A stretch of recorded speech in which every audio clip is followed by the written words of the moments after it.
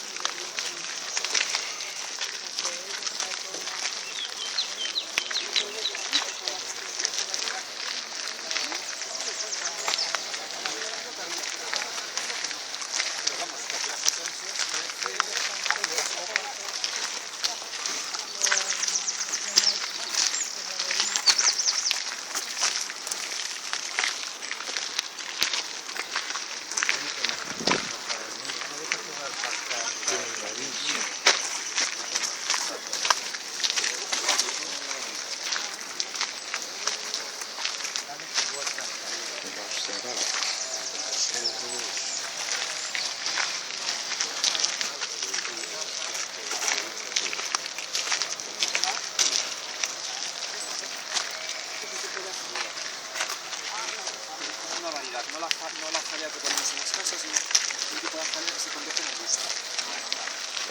Y aquí, ahí en la esquinita, porque este es el parterre francés, ¿no?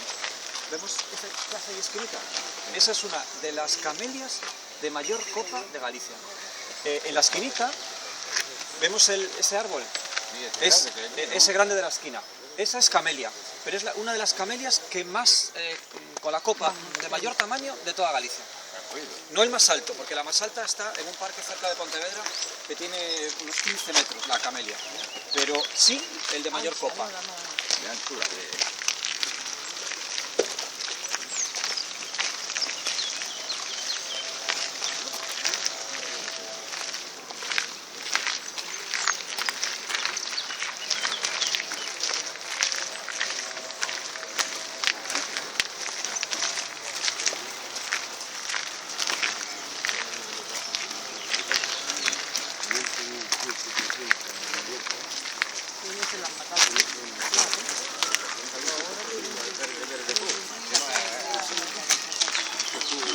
Qué bonito.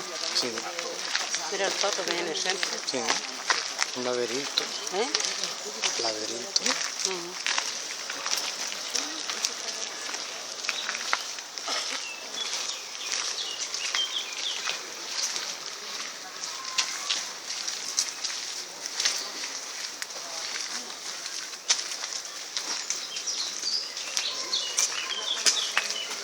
Después de esto aquí.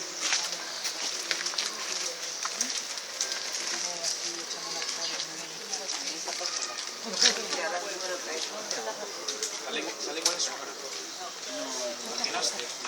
Sí, le llamo la lengua de suegra.